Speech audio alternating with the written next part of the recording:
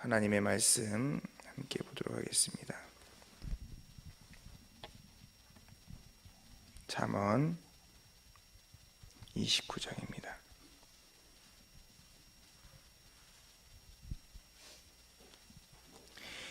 자주 책망을 받으면서도 목이 곧은 사람은 갑자기 패망을 당하고 피하지 못하리라.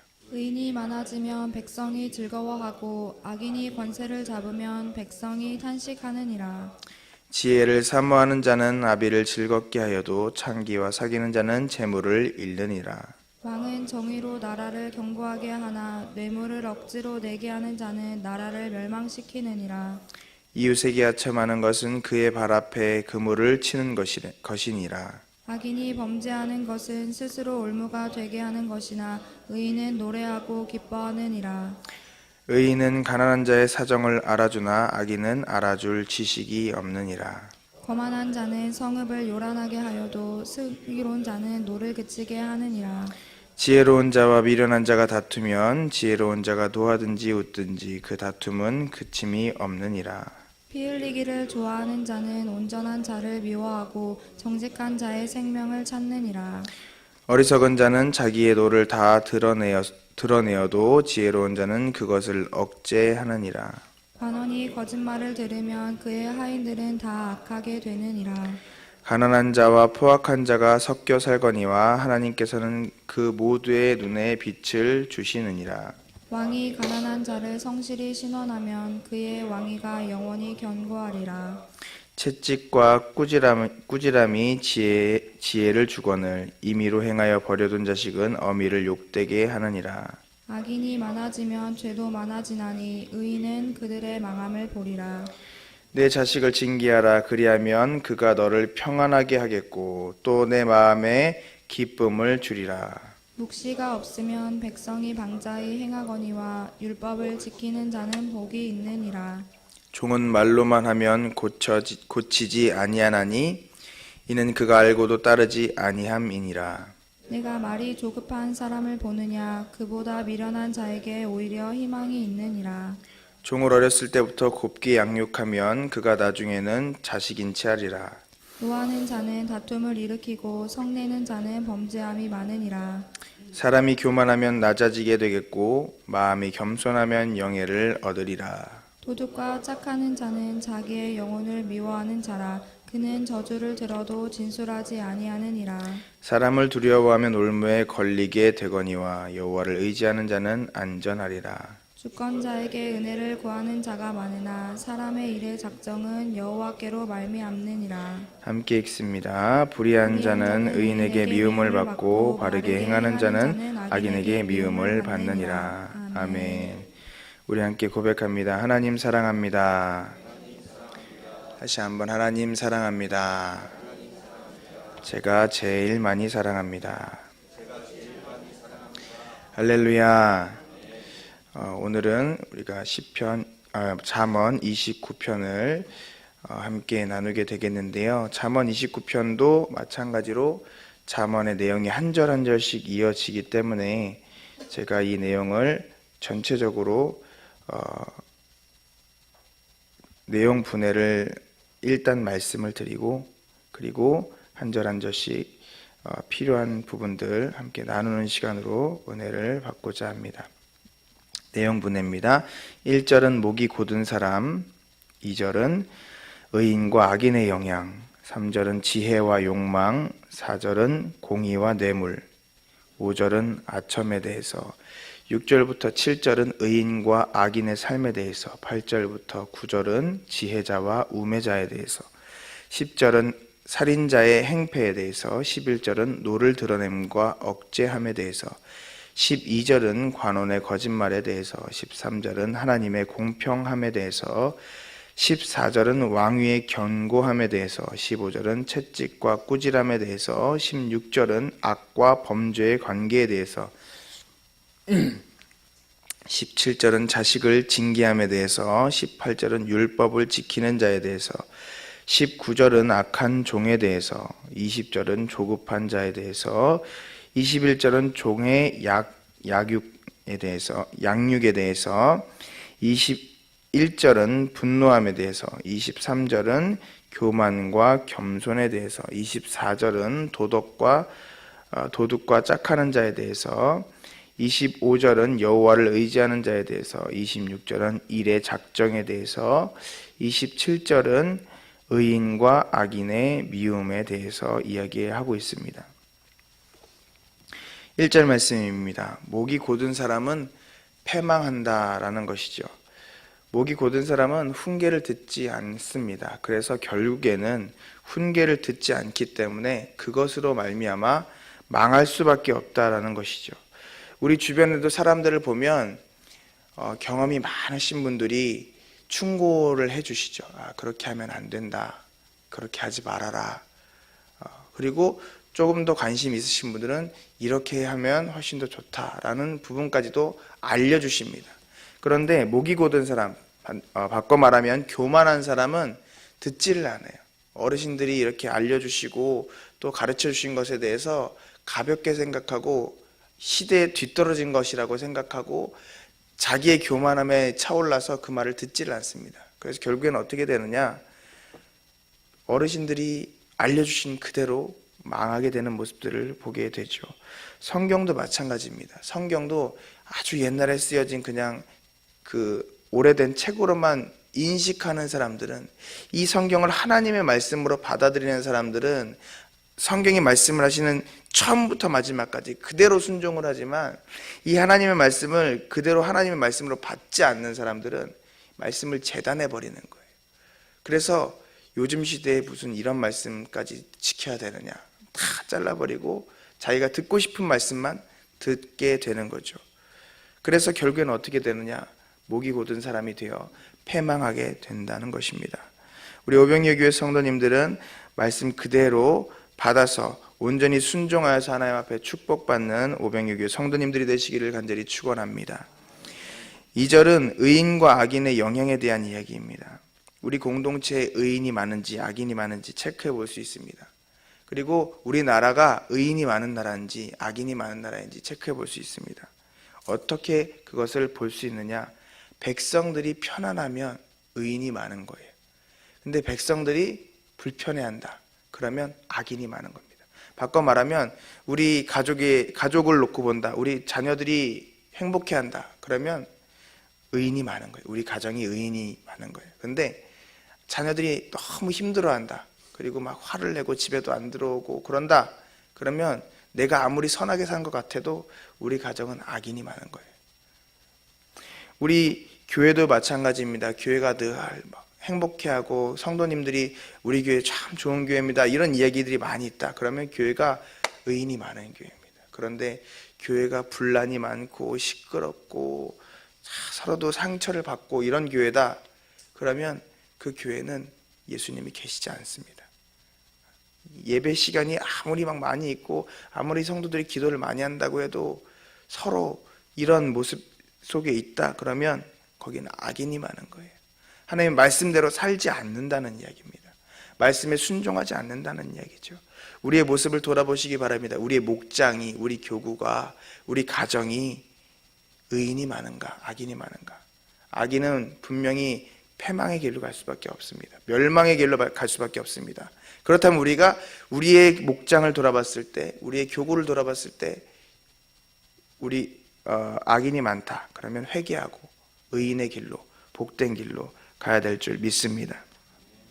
3절 말씀은요, 지혜와 욕망에 대해서 이야기하고 있는데, 지혜를 사모하며 욕망에 빠지지 말아야 된다라고 이야기하고 있습니다.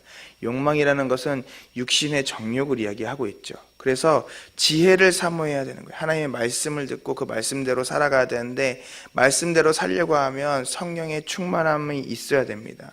그래서 성령의 충만함이 있는 사람들에게는 성령의 열매가 나타나기 때문에 절제까지도 나타나야 되는 거예요. 그래서 내가 하고 싶은 것들, 해야 되는 것들, 그것을 감당해 나가는데 열심을 다합니다.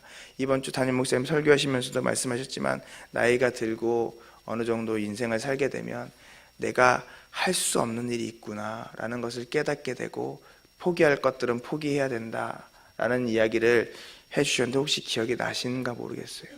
뒤에서 그 말씀 들으면서 진짜 정말 중요한 말씀 해주시는구나 그렇게 느꼈고, 그래서 아멘을 큰 소리로 아멘을 했는데, 어찌되었든 인생을 오래 사시는 분들은 자연스럽게 이것을 깨닫게 돼요. 근데 저희같이 이제 나이가 어린 사람들은 이게 한번 움켜잡아 보겠다고 욕망의 길을 갑니다. 내가 어떻게 한번 해보면 뭔가 될 거야. 그런데 그게 욕심이라는 것을 깨닫게 되는 날이 오게 되거든요. 우리가 인생의 중요한 것들이 하나님 앞에 중요하지 않다면 과감히 포기할 줄 아는 그런 지혜로운 성도들 되기를 간절히 소망합니다. 공의와 뇌물에 대해서 나오는데요. 뇌물을 좋아하는 왕은 멸망을 당하게 된다. 공정하게 살아라 라는 이야기인데, 우리가 지금 왕이 될 수는 없잖아요. 그럼 우리에게 적용을 하면 어떻게 되겠습니까? 뇌물 주는 사람들 조심하라는 거예요. 나한테 뭔가를 얻기 위해서 나한테 와서 아첨하는 사람들, 계속 보면 나옵니다. 5절에도 보면 나오죠. 아첨하는 자를 주의하라는 거예요. 그 사람은 그 발 앞에 그물을 치는 사람이다라는 것이죠. 뇌물 받아 먹으면 결국 그것이 탈이 납니다. 그러니까 자문에서도 계속해서 말하자면 뇌물보다는 선물을 하시기를 주님의 이름으로 축원합니다. 선물은요, 그냥 무슨 목적이 있어서 그런 게 아니라 그냥 좋으니까 하는 거예요. 순수한 마음으로 좋은 것을 대접해 주시기 바랍니다. 그러면 성경에 있는 황금률, 예수님이 말씀하신 황금률이 내가 받고자 하는 대로 남을 대접하라. 그러면 그게 또 나에게도 돌아오는 그런 일들이 성경 가운데 기록이 되잖아요. 평안을 빌어주고 축복을 해주면 그것이 그 사람이 받을 그릇이 안 되면 나에게 돌아오게 되는 줄 믿으시기를 바랍니다. 성경의 말씀을 그대로 믿고 말씀대로 살아가시면 우리에게 복이 임할 줄 믿습니다. 그래서요, 의인들은 항상 하나님의 말씀대로 살기 때문에 날마다 기쁘고 즐겁고 찬양이 나오는 거예요. 그래서 6절에서 7절 말씀에 보면 나오죠. 의인은 노래하고 기뻐하고 그리고 마음이 늘 즐겁기 때문에 여유가 있어요. 그러니까 어떻게 해요? 가난한 사람을 존중할 줄 압니다. 나보다 가난한 사람이라 하면 나보다 낮은 사람, 나보다 좀 어려운 사람들, 이런 사람들을 존중할 줄 아는 거예요. 인격을 다 존중을 해줍니다. 그런데요, 흔히 요즘 우리가 얘기하는 갑질하는 사람들은 어떤 사람들입니까? 자기가 돈이 조금 있다고, 자기가 지위가 조금 있다고 하대하고 막대하고 이런 모습들을 보게 되죠. 악인은 자기 죄로 스스로 올무에 빠지고 인정이 없다라고 오늘 잠언은 이야기해주고 있습니다. 이런 사람들은 악인이라는 거예요. 악인. 그러니까 결국 어떻게 됩니까? 아무리 대기업 회장이라 그래도 인생의 말년이 편치가 않잖아요. 그 편하게 살 수 있는 인생이 주어져 있음에도 불구하고 악인이기 때문에 성경 말씀대로 되는 것입니다. 우리의 앞날은 어떻게 됩니까? 성경 말씀대로 이루어집니다. 우리가 배운 그대로 잊지 마시고 우리가 의인의 삶을 살아가시기를 간절히 소망합니다. 그래서 8절과 9절에도 나와 있는 거예요. 미련한 자는 날뛰고 비웃고 잠잠하지 않지만 지혜로운 자는 화를 가라앉힌다. 그래서요, 친척들 모이면 마음 안 맞는 사람들 분명히 있습니다. 그렇죠? 화내지 마세요. 화낼 시간에 한번 화를 가라앉히길 바랍니다. 가라앉히고 한 템포 참으면 물 한 잔 마시면 시원해진다 그러죠. 이렇게 냉수 먹고 소차리란 말이 그게 그냥 있는 말은 아닌 것 같아요. 이렇게 물을 마시면 한 템포 탁 쉬니까 화를 확 내려 그러다가도 물 한 잔 마시고 이렇게 마음을 좀 가라앉히면 그때 화를 낼 타이밍을 잊어버리잖아요. 그러면 조금 나아지는 거예요.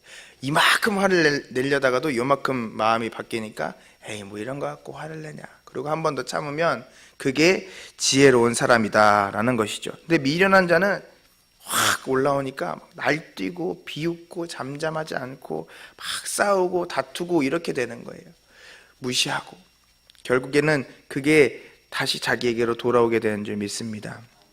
11절, 그래서 노를 드러낸과 억제함에 대해서 나와요. 분노를 드러내는 자는 어리석은 자이나 지혜자는 절제한다. 절제라는 것이 성령의 열매입니다. 그래서 절제를 잘하는 사람일수록 성령 충만한 사람이구나 우리가 바라볼 수 있게 되는 것이죠. 우리 오병이어 교회 성도님들, 우리의 삶 가운데 화가 안 날 수가 없어요. 우리가 예수님이 아니잖아요. 예수님도 악한 것에서는 화를 확 내셨어요. 그런데 화가 안 나는 것보다도 화가 났을 때 그것을 얼마나 절제할 수 있느냐. 그것도 우리에게 주신 하나님의 사명인 줄 믿으시길 바랍니다. 아무 데서나 막 화를 드러내고 그러는 것이 아니라 화를 좀 더 참고 인내할 수 있기를 간절히 축원합니다. 15절 말씀을 14절 말씀을 먼저 한번 보도록 하겠습니다. 14절 말씀. 가난한 자를 공평하게 대할 수 있는 왕은 그 왕권이 견고하게 된다라고 이야기하고 있습니다. 가난한 자를 나보다 형편이 안 좋은 사람들을 공평하게 대하는 거예요. 어떤 모습으로 오든 깍듯하게 우리가 예를 갖추고 또 그를 인격을 존중해주고 그의 이야기를 들어주고 그렇게 하면 그 위치가 견고해진다는 거예요. 인정받는다는 이야기입니다. 사람들이 누구나 다 맞아, 저분은 우리가 정말 존경할 만한 분이야 라고 이야기를 하는데 이것을 못 하시는 분들이 있어요.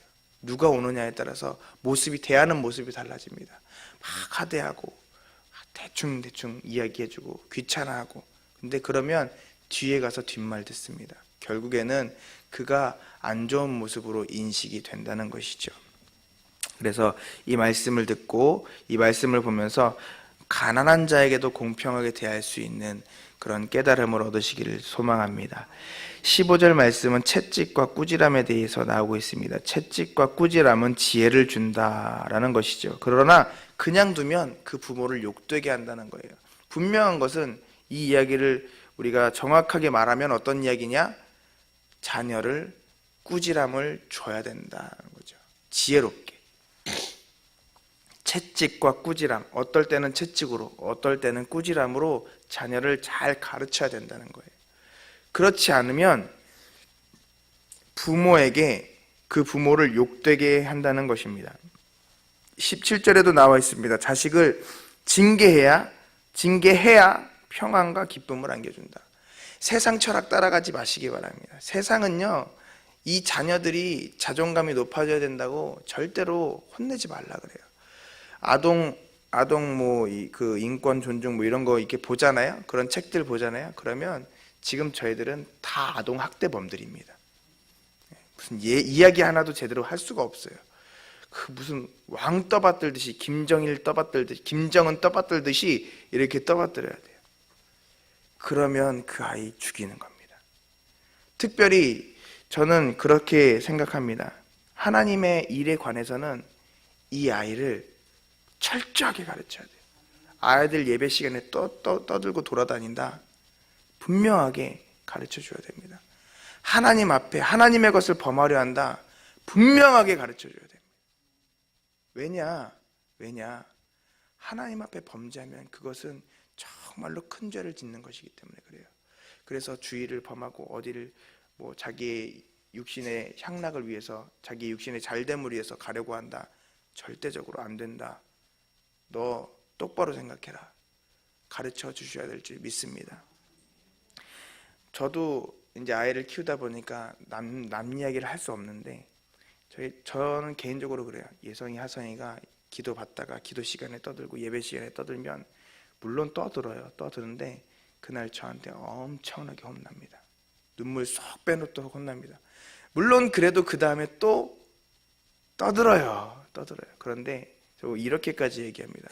너 저 친구들 떠들어가지고 지옥 가면 너도 같이 지옥 갈 거야. 저 이렇게까지 얘기해요. 그러면서 아주 혼을 내주거든요. 조금씩 줄어들어요. 그래서 아이가 예배 시간엔 절대로 떠들면 안 돼. 예배 시간엔 절대로 소리 지르면 안 돼. 근데 이게 한두 번 가르치고 계속 가르치면, 그리고 아이가 호되게 혼이 나면 이건 절대 안 되는 거구나 깨달게 될 줄 믿습니다. 저도 어렸을 때 목사님 아들로 자랐지만요, 교회에 있는 성물 함부로 건드린 거 아니라고 배우면서 자랐어요. 맞으면서 배웠습니다. 맞으면서. 하나님의 것을 누가 함부로 건드려. 저희 할아버지는 어떻게까지 가르쳐 주셨냐면요, 헌금 있잖아요. 헌금 다리미로 다려서 헌금 내는 걸로 저는 배웠어요. 어려서부터. 그래서 그렇게, 그리고 떼놓았는데 새 돈이 들어왔어요. 그러면 새 돈을 드려야 돼요. 그러면 어떻게 해요? 새 돈과 다림질 해놓은 돈 모두 하나님 거예요. 둘 다 하나님 앞에 드렸어요. 전 그렇게 배우면서 자랐어요. 요거 잘못 지키면 맞으면서 컸습니다. 근데요, 그렇게 하니까 하나님께서 복을 주시더라고요. 할렐루야. 성경 말씀대로 손에 물질이 떨어지지 아니하게 도와주시고, 하나님께서 재물 얻을 능을 주시고, 물론 제가 풍성하게 잘 사는 건 아니에요. 그러나 부족하지 않게 살고 있습니다. 제가 지금 저의 모습을 돌아볼 때 하나님의 은혜로 오는 모습들을 바라보게 되는데요, 그렇게 맞으면서 배우지 않았으면 어땠을까? 제가 저를 아는데 그렇게 안 살았을 거예요. 그냥 내 편한 대로 살죠. 내 편한 대로. 하나님 앞에 꼭 자녀들을 양육할 때 내가 이 자녀의 양육권을 하나님께로부터 위임받은 거다라는 것을 잊지 마시고 하나님의 자녀로 온전하게 키우시기를 축원합니다. 징계를 잘 하셔야 돼요. 18절 말씀입니다. 18절 말씀, 율법을 지키는 자에 대해서 이야기하고 있습니다. 율법이 없으면 제멋대로 살게 됩니다. 하지만 율법을 지키는 자는 복이 있습니다. 할렐루야. 하나님의 뜻을 이루는 것이 무엇이라 그랬죠? 이번 주일날 설교에 말씀대로 순종하는 삶이라고 이야기하셨습니다. 율법을 지켜야 되는 줄 믿으시길 바랍니다. 그래서 저희 아버지, 어머니, 저희 할아버지, 할머니는 저를 때리면서 키우셨던 거예요. 때리면서 키우셨던 거예요. 저는 잘못하면 부모님한테 회초리로 맞고 억울해서 울면서 기도를 했고 저희 부모님은 화를 내지 말라 그랬으니까 가르쳤지만 혈기냈다고 회개하시면서 기도하셨어요. 그렇게 말씀대로 사셨어요. 그러니까 저희 그 형제가 이제 저하고 동생하고 둘이 있어요. 저희 아버지 목사님께서 어디 모임 가시면 뭐 큰 교회를 하시고 엄청나게 저거 하신 건 아니지만 모든 목사님들이 부러워하십니다. 왜냐하면요, 저도 목회자고요, 제 동생도 목회자예요. 목사님 자녀가 목회를 한다는 거 정말 쉬운 일 아닙니다. 그 어려운, 담임 목사님 말씀하시잖아요. 담임 목사님 어려운 거 보고 자라서 목회하기 싫어요. 차라리 돈 벌고 싶죠. 근데 둘 다 목회를 한다는 건 정말 하나님 앞에 귀한 은혜를 받았다라고 이야기해요. 근데 저희 집은 3대예요. 심지어 할아버지 때부터 목회를 하셨어요. 그러니까 참 복받은 집안이라고 이야기하시거든요. 저는 인정합니다. 그런데요, 그게 왜 그랬을까요? 이렇게 말씀대로 지키면서 살아갔기 때문에 하나님께서 복을 주신 것이라고 생각이 됩니다. 우리 오병이교회 성도님들도요, 말씀대로 그대로 지키면서 살아가시면 하나님께서 책임져 주실 줄 믿습니다. 20절 말씀 봅니다. 20절 말씀, 조급한 자는 미련한 자보다 더 희망이 없는 사람이다 라고 가르쳐주고 있습니다.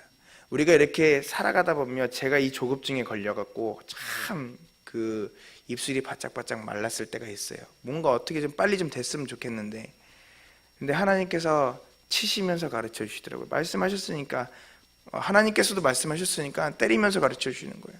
저도 많이 맞았거든요. 하나님 앞에 때리면서 가르쳐 주시는, 마음의 상처 받을 만한 일들도 만드시는 거예요. 왜냐? 배워야 되니까, 배워서 살아야 되니까. 그래서요, 조급증 이거 되게 무서운 겁니다. 내가 뭔가를 하려고 해요. 내가. 그런데 그런 사람은 미련한 사람보다 더 희망이 없는 사람이에요. 절대로 성공할 수가 없다는 것입니다. 그래서 조급해하지 마시고, 이거 언제까지 이거 돼야 되는데, 그래서 하나님 앞에 그것을 놓고 기도하시기보다 하나님 뜻이 이루어지기를 기도하시기를 간절히 축원합니다. 특별히 제가 이제 사역을 하다 보면 부모님들이 그런 분들이 많아요. 우리 자녀가 좀 어떻게 잘 됐으면 좋겠다. 언제까지, 그리고 이제 사업하시는 분들 언제까지 뭐가 좀 됐으면 좋겠다. 조급증을 내려놓으시고 다 하나님 앞에 맡기시기 바랍니다. 그러면 하나님께서 형통케 하실 줄 믿습니다. 하나님을 믿으면 하나님께서 그 믿은 대로 이루어 주시게 될 줄 믿습니다. 21절 말씀을 봅니다. 21절 말씀. 21절 말씀을 보면요, 어린 종이라도 곱게 키우면 자기 위치를 모른다라고 나와 있습니다. 정확히 할 것은 정확히 하시기 바랍니다. 공과 사는 구분을 하셔야 돼요. 특별히 사업하시는 분들은 공과 사를 더 잘 구분하셔야 될 줄 믿습니다. 22절 말씀, 분노함에 대해서 말씀해주고 있는데, 노하는 자는 다툼을 일으키고 조급한 사람은 많은 죄를 짓게 됩니다 라고 나와 있습니다.